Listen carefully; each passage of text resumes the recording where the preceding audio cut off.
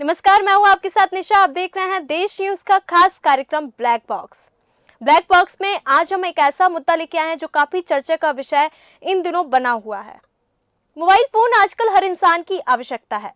पैसे का लेन देन हो या फिर विदेशों में बैठे अपने रिश्तेदारों से बात करनी हो, फोन के द्वारा ही ये सभी काम आसानी से हो जाते हैं। फोन का गलत इस्तेमाल कर बदमाश ठगी का काम भी कर रहे हैं। एक गैंग आजकल वीडियो कॉल करके न्यूड लड़कियां दिखाता है और फिर लोगों को फंसाता है, पैसों की डिमांड करता है और लोगों को उनके सोशल मीडिया अकाउंट पर पोस्ट करने की धमकी भी देता है। इस घटना को सेक्सटॉर्शन कहा जाता है। इन दिनों सेक्सटॉर्शन फ्रॉड के मामले देश भर में धड़ल्ले से देखने को मिल रहे हैं।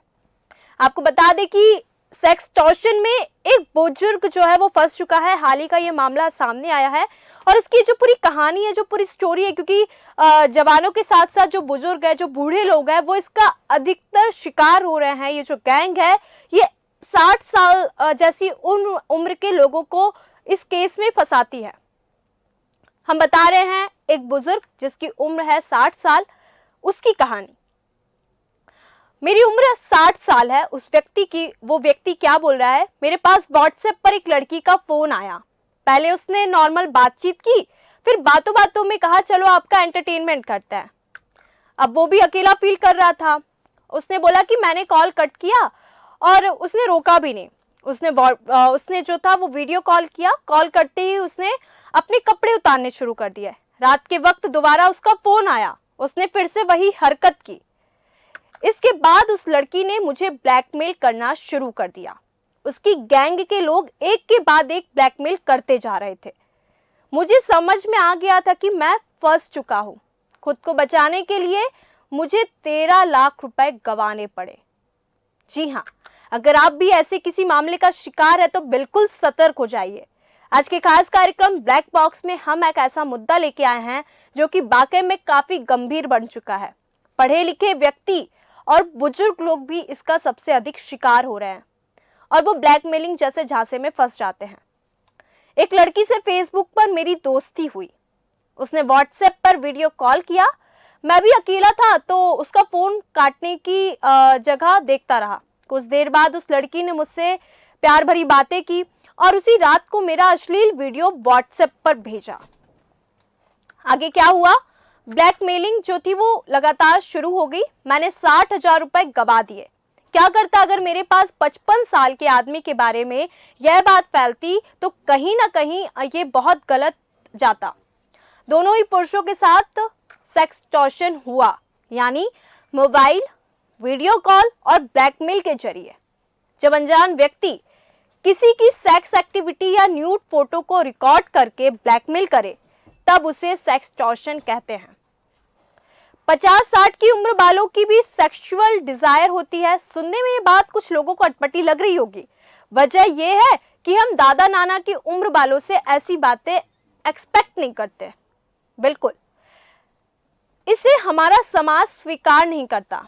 अगर कोई 60 या 50 साल या 70 साल के व्यक्ति के साथ ऐसी कोई घटना होती है और वो सोसाइटी में फैलती है तो बिल्कुल समाज इसे एक्सेप्ट नहीं करेगा, तरह तरह की बातें करेगा और इन सब से बचने के लिए वो लोग ब्लैकमेलिंग का शिकार हो जाते हैं और उनसे जो भी डिमांड की जाती है उसको वो फुलफिल भी करते हैं। अब उन्हें लगता है कि ये उम्र पोते नातियों को खिलाने वाली है, पूजा और धर्म से जुड़ने की है, तो इस उम्र में ये क्या कर रहे हैं। ऐसे में डर और शर्मिंदगी की वजह से 50 की उम्र पार कर चुके लोग अपनी सेक्सुअल इच्छा जाहिर नहीं कर पाते। यही वजह है कि वर्चुअल वर्ल्ड में फंसकर ऑनलाइन ठगी के शिकार होने वाले में इस उम्र के लोगों की संख्या अधिकतर बढ़ चुकी है। दिल्ली के एक इलाके से एक पार्क में 74 साल के हजारी लाल से मिली। वो धीमे कदमों से बेंच की तरफ बढ़े। उनके चेहरे पर संकोच और शर्म साफ दिखाई दे रही थी। बहुत झिझक के बाद उन्होंने बोलना शुरू किया, इस शर्त के साथ कि उनका नाम या पहचान किसी को भी पता नहीं चलेगी। मतलब कि ये जो मामला है, हम आपको बता रहे हैं कि इसमें कैसे कैसे बुजुर्गों को फंसाया जाता है, उनसे किस किस तरह की बातें की जाती है और कैसे पूरा ब्लैकमेलिंग का जाल बिछाया जाता है और लोग उस पर कैसे फंस जाते हैं। सेक्सटॉर्शन का शिकार हजारी लाल 13 लाख रुपए गवा चुके हैं। इसके बारे में उनके परिवार को पता तक नहीं है। हजारी लाल कहते हैं वो अनजान कॉल उठाना मेरे जीवन की सबसे बड़ी गलती साबित हुई। अगर आपके पास भी इस तरह के कोई कॉल आते हैं या कोई मैसेजेस आते हैं या कोई ऐसी रिक्वेस्ट आती है तो बिल्कुल बहुत सावधान हो जाइए, बहुत सतर्क हो जाइए। इस तरह की ठगी से वो बिल्कुल अनजान थे हजारी लाल। उनको अंदाजा भी नहीं था कि उनके साथ ऐसा कुछ होने वाला है। इस वजह से ब्लैकमेल करने वालों के जाल में वो फंस चुके। दोस्तों से पैसे उधार मांगने में भी शर्म आ रही थी। आखिर जब एक मित्र को इस बारे में पता चला तो उसने पुलिस से शिकायत की।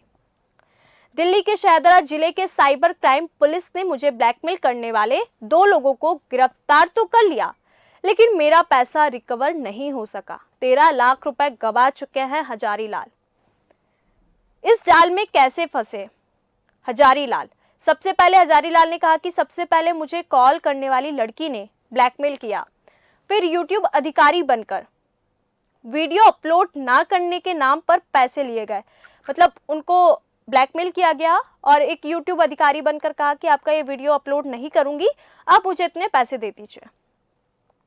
लड़की की तरफ से भी फर्जी मुकदमे के नाम पर पैसे वसूले गए। उसके बाद फर्जी पुलिस अधिकारी बनकर मेरे जो भी पैसे लुटे हुए गए थे उसको वापस दिलाने के नाम पर भी वसूली हुई। मतलब एक फर्जी पुलिस अधिकारी बना और कहा कि आपने जो पैसे गवाए हैं, क्योंकि वो एक गैंग है, पूरा गैंग इसमें मिला हुआ है। पहले ब्लैकमेल किया, उसके बाद यूट्यूब अधिकारी बन के बोला आपका मैं वीडियो अपलोड नहीं करूंगा, मुझे इतने पैसे दो। इसके बाद पुलिस अधिकारी बन के कहा कि आपके जो पैसे लुट गए हैं मैं उसको दिलवा दूंगा, मुझे आप इतना अमाउंट दे दो। तो इस तरह से हजारी लाल इस पूरी जाल में फंसते गए। एक के बाद एक ही टीम के अलग अलग लोगों ने मुझे ब्लैकमेल किया, कभी फंसाने के नाम पर, कभी वीडियो के नाम पर, कभी पुलिस कार्रवाई के नाम पर और फिर आखिर में मेरे पैसे वापस दिलाने के नाम पर। हजारी लाल कहते हैं ये पूरा गैंग है लड़की और यूट्यूब अधिकारी बताने वाले लोगों के बाद किसी युवक ने पुलिस का बड़ा अफसर बनकर और व्हाट्सएप पर पुलिस का लोगो लगाकर भी मुझे फोन किया था। उस नकली पुलिस वाले ने मुझे धमकाना शुरू कर दिया। वो कहने लगा कि एक लड़की ने आपके खिलाफ शिकायत की है। उसके बोलने का अंदाज बदला। उसने कहा कि मैं आपकी सहायता करना चाहता हूं। मुझे लगा कि पुलिस का कोई बड़ा अधिकारी है। उसका यह कहना था कि आप भले आदमी हैं, इसलिए मैं आपकी मदद करना चाहता हूं। उसने मुझे एक नंबर दिया और कहा कि अगर मैं चाहता हूं कि मेरे खिलाफ पुलिस कार्रवाई ना हो तो मुझे खुद इस नंबर पर कॉल कर अपने वीडियो को यूट्यूब पर अपलोड होने से रोकना होगा। मैंने उसकी बात पर विश्वास कर लिया। मैंने फौरन उस नंबर पर कॉल किया तो फोन उठाने वाले ने मुझे बताया कि आपने देर कर दी, आपका वीडियो 90% अपलोड हो चुका है, 10 मिनट में बाकी हो जाएगा। वीडियो को रोकना चाहते तो 60,000 रुपये दे दीजिए। मैंने बैंक जाकर 60,000 रुपये उनके अकाउंट में भेज दिए। हजारी लाल को फांसी पर लटकी हुई एक लड़की का फोटो भेजकर धमकाया गया कि आपने जिस लड़की के साथ अश्लीलता की है उसने आत्महत्या कर ली है। मामला रफा दफा करने के नाम पर पैसे लिए गए। मतलब आप सोचिए हजारी लाल के साथ क्या क्या चीजें हुई। मतलब पहले उसको ब्लैकमेल किया, फिर यूट्यूब अधिकारी बना, फिर पुलिस अधिकारी, फिर बड़ा अफसर बन के, फिर एक नंबर दिया गया जिसमें कहा गया कि आपका 90% वीडियो अपलोड हो चुका है, 10 मिनट में आपका पूरा वीडियो अपलोड हो जाएगा, मुझे पैसे दीजिए। फिर एक लड़की का वीडियो भेजा कि आपने जिसके साथ अश्लीलता की वो फांसी लगा के मरने वाली है और ये मामला रफा दफा करना है तो पैसे दीजिए। तो ये पूरा खेल इस तरीके से चलता है।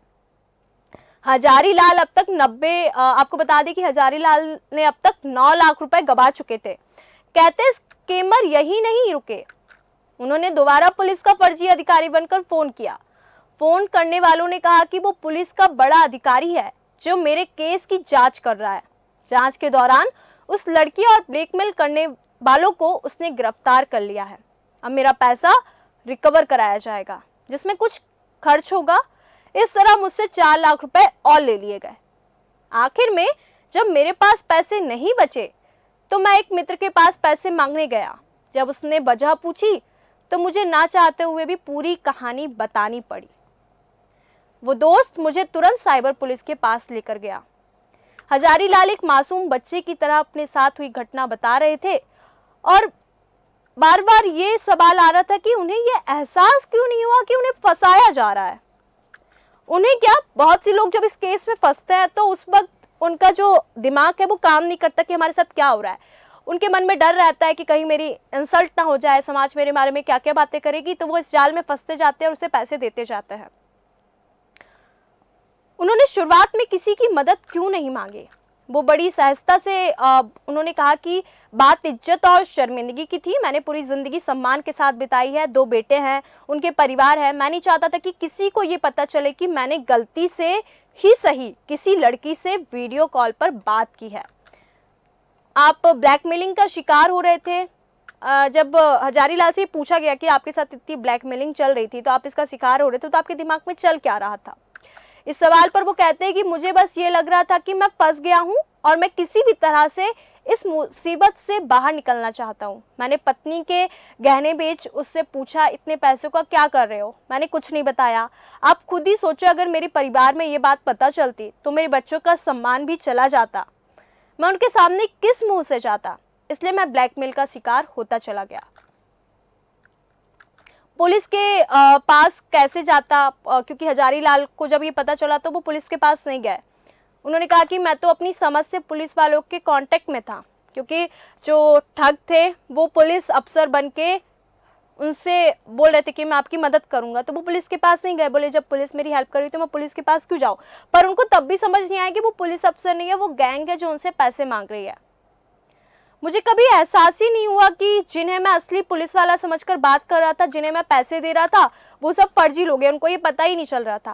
ब्लैकमेल करने वालों ने एफआईआर की फर्जी कॉपी और फर्जी वारंट तक मुझे भेज दिया था, जिसपे मैंने विश्वास कर लिया। घटनाक्रम का असर उनकी मानसिक सेहत पर हुआ है। इस वक्त वो यही सोच रहे हैं कि पैसा कहाँ से आएगा।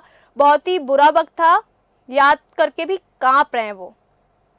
आपको बता दें कि दिल्ली पुलिस ने हजारीलाल को ब्लैकमेल करने वाले 2 लोगों को हरियाणा के मेवात इलाके से गिरफ्तार किया है। हालांकि पूरा गैंग अभी पुलिस की पकड़ में नहीं आया है। आपको बता दें कि ऐसी कहानी प्रकाश चंद्र, जो कि 60 साल के थे, उनको भी ऐसी ही कहानी सामने आई थी कि उनसे भी ब्लैकमेलिंग किया गया था। उनके साथ सेक्सटॉर्शन जैसी घटनाएं हुई थी, जो कि ये सब चल रही थी। उनको भी फ़ोन आया था कि जब मैंने उन्हें फ़ोन किया तो सबसे पहले उन्होंने यही कहा कि इस बारे में किसी को कुछ पता नहीं चलना चाहिए। शर्मिंदगी की वजह से वो मुझसे मिलने में साफ इनकार कर दिए। तो सेक्सटॉर्शन का शिकार अधिकतर बुजुर्ग होते हैं। उनको इसलिए फंसाया जाता है क्योंकि समाज में उनकी छवि खराब ना हो। लोगों को पता चलेगा कि 60 साल की उम्र में वो ऐसी हरकतें कर रहे हैं, तो लोग उनके बारे में क्या सोचेगा, ये सोच के वो इस गैंग का शिकार हो जाते हैं। और ये गैंग भी ऐसे ही एज वालों को अपनी गिरफ्त में लेती है। और हजारीलाल ने 13 लाख रुपए गवा दिए। तो ऐसे अगर हादसे आपके साथ भी हो रही है, आपके पास आसपास कहीं हो रहा है, तो बिल्कुल सतर्क हो जाइए। इस टाइप की वीडियो कॉलिंग, इस टाइप के मैसेजेस से बिल्कुल सतर्क रहिए, सावधान रहिए। सेक्सटॉर्शन एक गैंग बन चुका है, जो कि आज आम हो चुका है। मतलब हर आए दिन हम ऐसी खबरें देखते हैं, सुनते हैं। शिक्षित लोग भी इसका शिकार हो रहे हैं, तो बिल्कुल सतर्क हो जाइए। बुजुर्ग जो हैं, क्योंकि उनको इतनी समझ नहीं होती है, तो बिल्कुल सावधान हो जाइए और ऐसी चीज़ों से बचिए। ब्लैक बॉक्स में मिलेंगे फिर ऐसे ही मुद्दे के साथ। देखते रहिए देश न्यूज़। नमस्कार।